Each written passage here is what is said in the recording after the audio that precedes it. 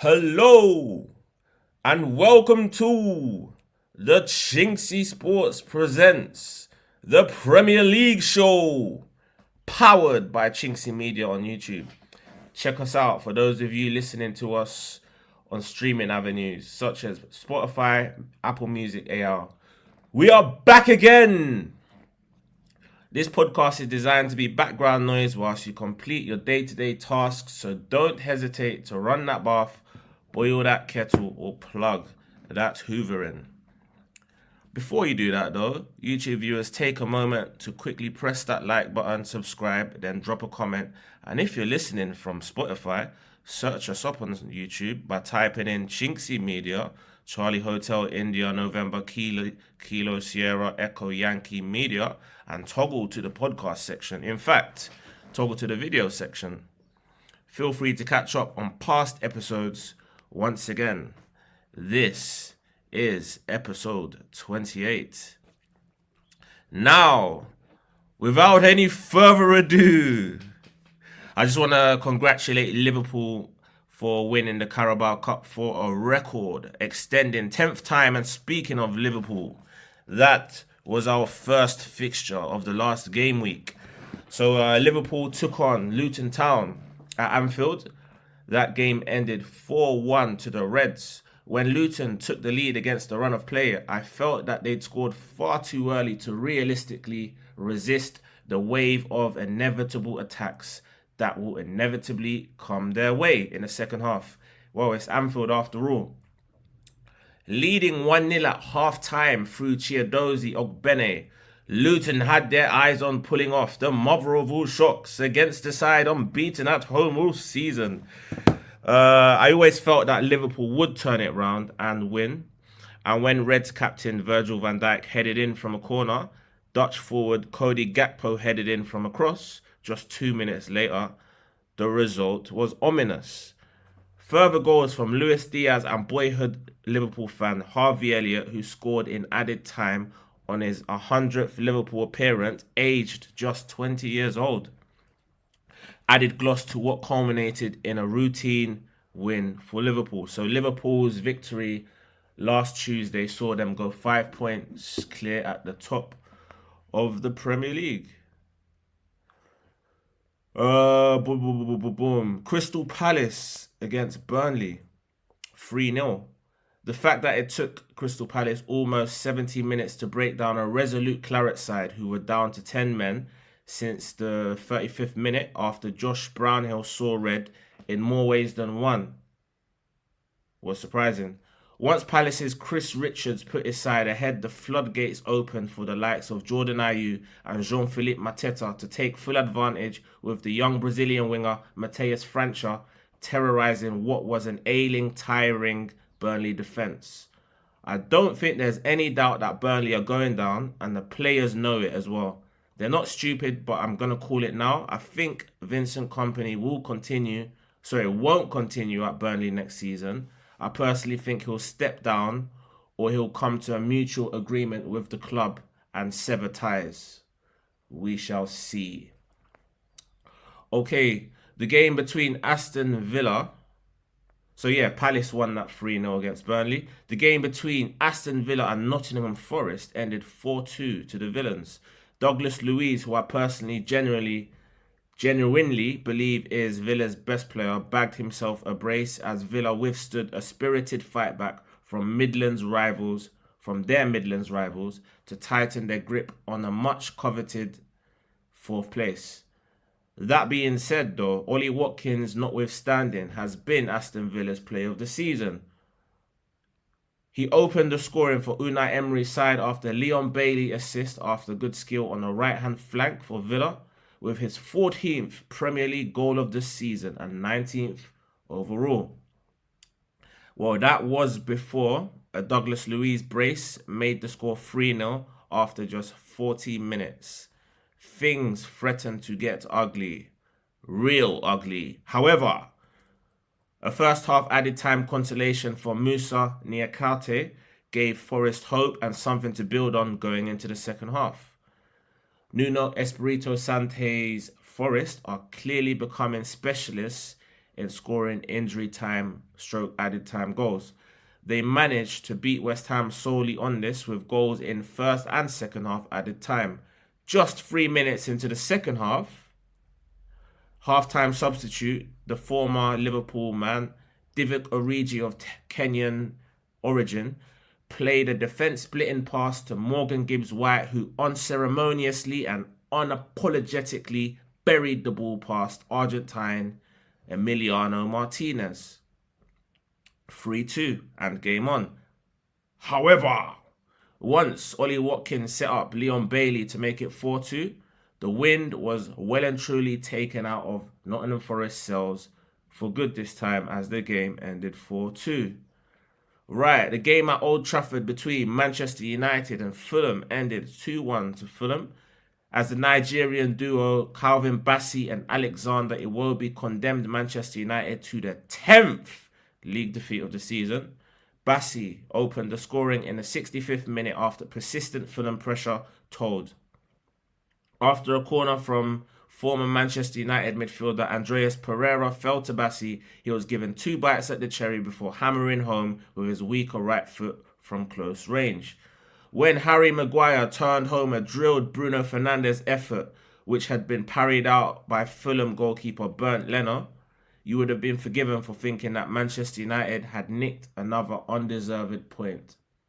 However, once second half substitute Adama Traore outpaced Harry Maguire and set up former Arsenal man and nephew of Nigeria legend JJ Okocha, Alex Iwobi made sure he wrote his name in history books, securing the Cottagers a famous win at Old Trafford. Now listen to this. Securing their first win against Manchester United in over 15 years, since 2009, and their first win at Old Trafford since October 2003, over 20 years ago. I believe Louis Saha scored in that game and United bought him off the back of that performance.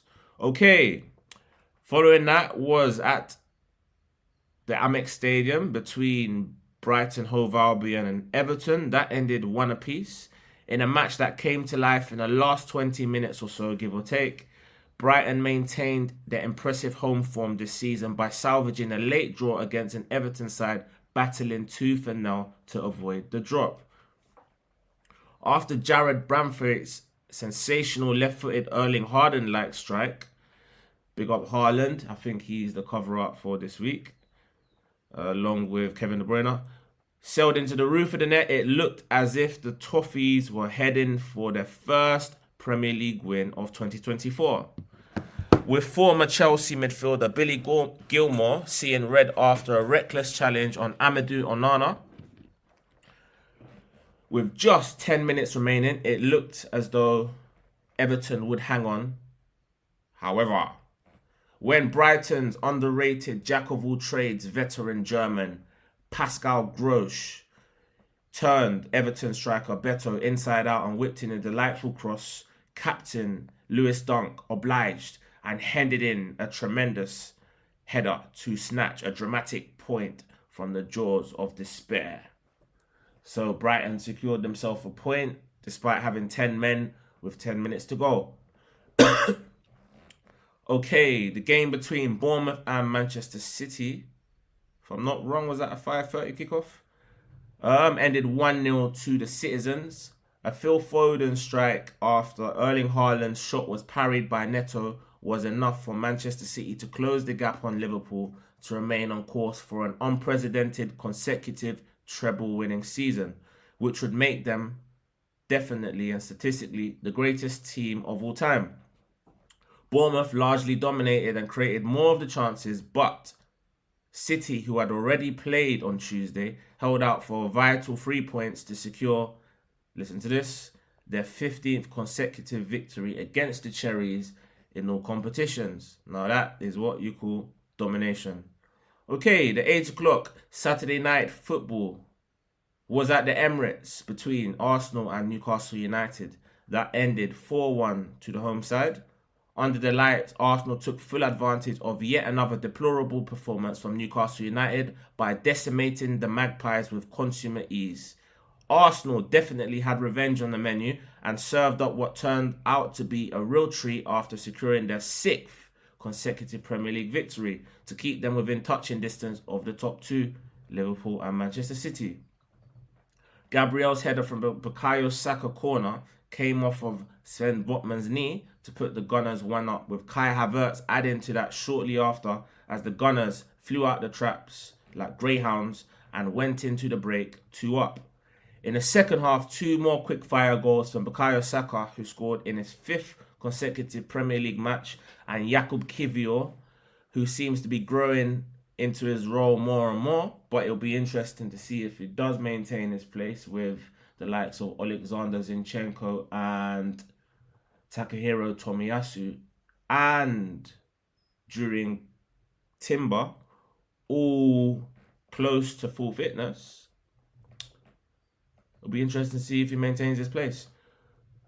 Anyway, so yeah, they put Arsenal into an unassailable 4-0 lead, and a late consolation goal from former Arsenal trainee midfielder Joe Willock did little to dampen the jubilant mood at the Emirates. So Arsenal won 4-1 and closed the gap on the top two to 2 and 1 point respectively.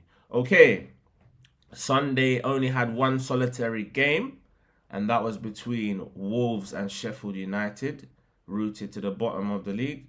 A 30th minute Pablo Sarabia header was all that was needed to give Wolves their 3rd win in the last 4 games and maintain their push towards a European berth.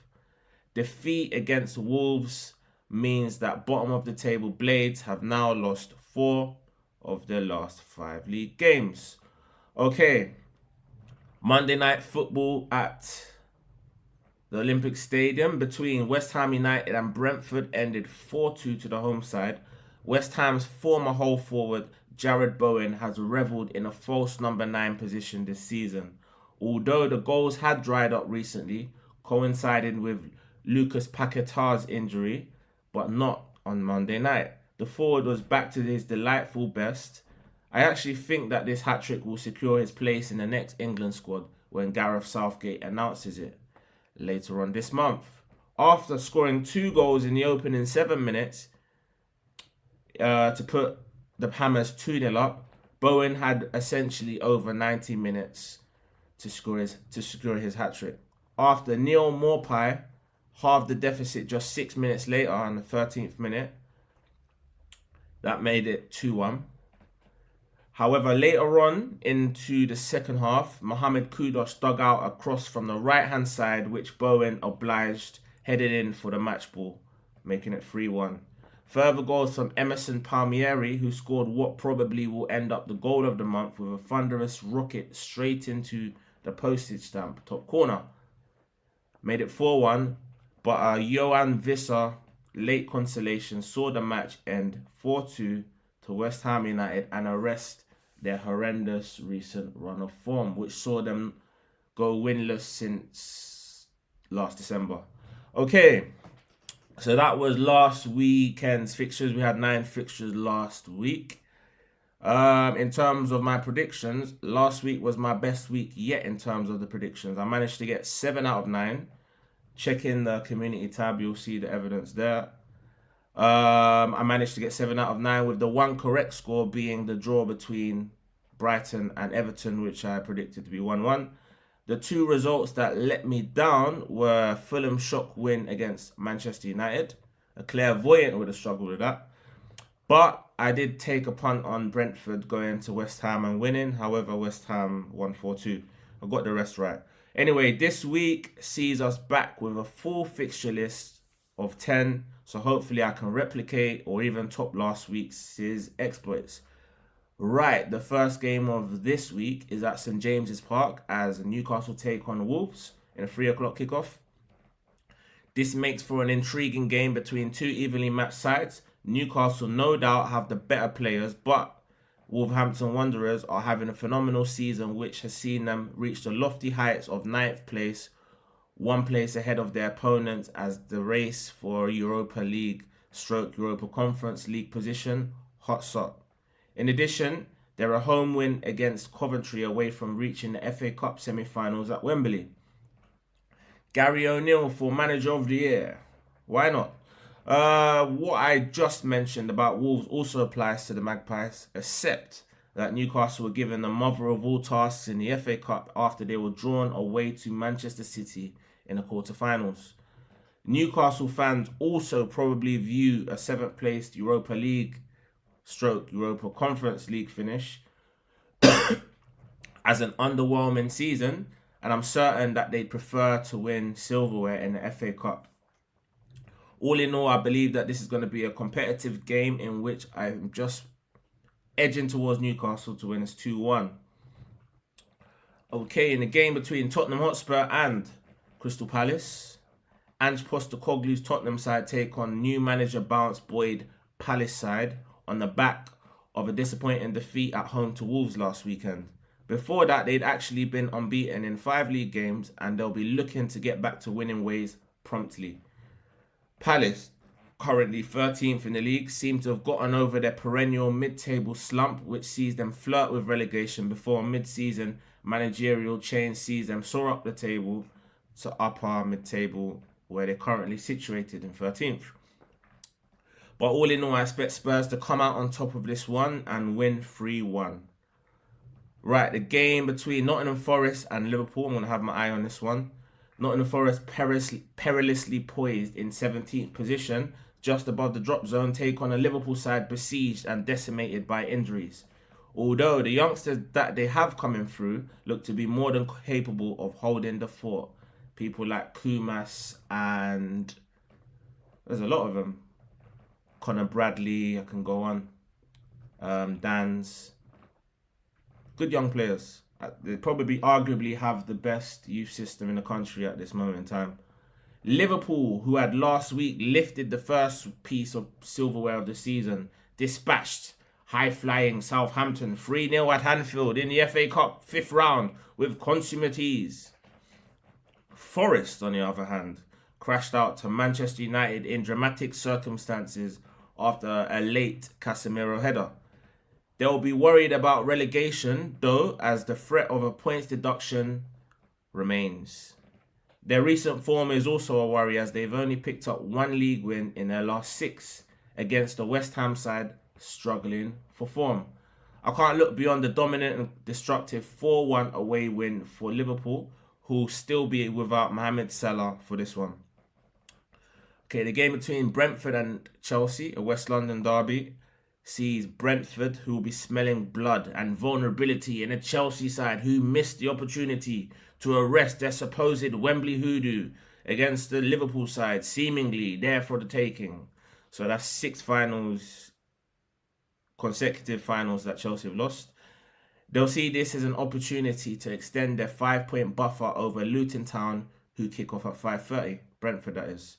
Maurizio Pochettino's side, dubbed the £1 billion bottle jobs by Gary Neville, look like they are on a hide into nothing, and the best that Chelsea could hope for this season is squeezing into the Europa Conference League in 7th position and winning the FA Cup. But neither of those targets seem realistic at this stage. I think that Ivan Toney will cause the likes of Axel Disasi, who's been Chelsea's best defender this season, and Levi Colwill all kinds of problems. I've gone for a 1-1 draw, couldn't call it. Wouldn't be surprised if Brentford won, wouldn't be surprised if Chelsea won it 2-1, but all in all, I've gone for a draw. Everton against West Ham United. Everton galvanised by having their 10-point deduction reduced to 6. Have only lost once in their last 6 league games, but that was to Manchester City away. However, funnily enough, they have drawn all of the 5 other games in that run of fixtures. West Ham, struggling for form, managed to win their first game in 9 matches dating back to last December after 3 consecutive scoreless league defeats. Having spent a large chunk of the season in 6th, they could end the weekend in 10th position, which wouldn't be a good preparation for their Europa League clash against Freiburg, who were also in their group earlier on in the season. They actually drew with Bayern Munich 2-2 yesterday evening. I thought this one would be a draw, but after a last-minute change of heart, I've gone for a narrow 2-1 win for Everton. So yeah, Everton to win that 2-1 against West Ham. Fulham against Brighton. Last week, I flagged up Brighton's inconsistency, which has not seen them win 2 games in a row in the league since September. When I saw that remarkable stat, I was surprised to see them situated in 7th place. Fulham similarly struggle for consistency and haven't won back-to-back Premier League games since December. They have proven to be a tough nut to crack on 1 or 2 occasions though, and hence last week they managed to go to Old Trafford and win. They've also beaten Arsenal, given Liverpool some competitive games. They exhibited what they're capable of last week with a tremendous performance and well-deserved victory against United. I think it makes for a decent game of football all in all, but for me it has stalemate written all over it. 1 apiece. Okay, 5:30 kickoff between Luton Town and Aston Villa. Luton are looking to arrest a horrendous run of results, which has seen them go 5 games without a win, losing their last 4 games in all competitions, including a home defeat to bottom side Sheffield United as they plummet into the bottom 3. Currently 4 points adrift from safety at the time of recording. Aston Villa, conversely, currently occupy 4th position and have won their last 2 games. Will want to win this one as they prepare to face Ajax Amsterdam on Thursday in Amsterdam in the Europa Conference League, a competition which they're expected to win. And also they have Tottenham next Sunday, which is a pivotal game in the race for top 4/5 for the final Champions League berth. In this one, I can't look beyond the Villa win, and I've gone for a 3-1 away win to Aston Villa.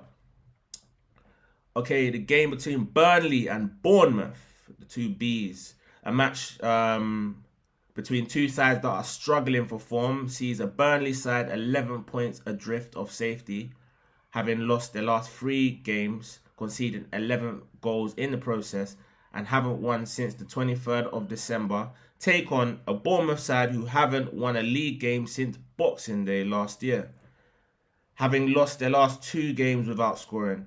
Bournemouth striker Dominic Solanke is a doubt for this match. We'll be hoping to pass a fitness test, giving him the opportunity to add to his 14 Premier League goals, as he remains a wild card for the England 2024 Euro squad. I don't think he'll make it, but he'll probably make the squad for the friendlies coming up.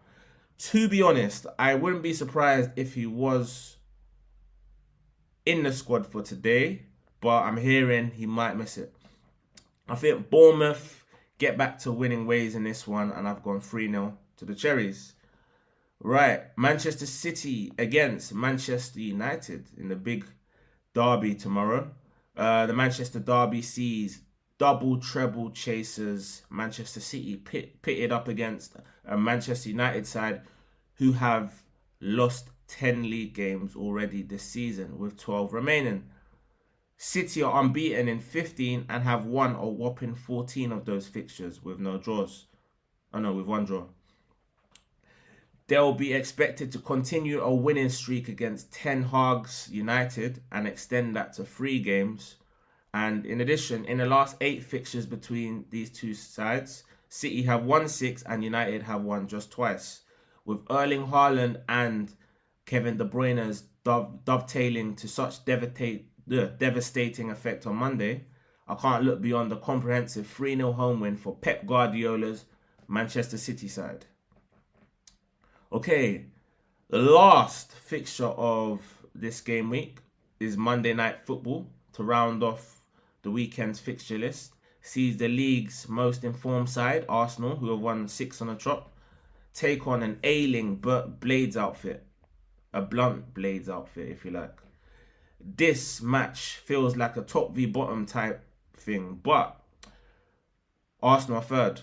Sheffield United are bottom, registering just 3 league wins all season, but have lost their last 3 home games, conceding 5 goals in each of those defeats. Arsenal frighteningly frighteningly, if that's a word, have scored 2 or more goals in 7 consecutive halves of football, something which is unprecedented. Well, now no longer unprecedented. And I feel that if they do score early and get a couple of goals to the good, the scoreline could get really out of hand and could end up more than a 4-0 Arsenal win, which I have predicted. So, you know what to do, guys. We're homing in on the next milestone for the channel. You know, we're on a certain amount of subscribers now. We're pushing forward for the targets. We're trying to get there. Anyway, don't forget to like, comment, share, subscribe, and check us out on Spotify. We are now on Spotify and Apple Podcasts. And we'll be back next week, next Saturday. Bow!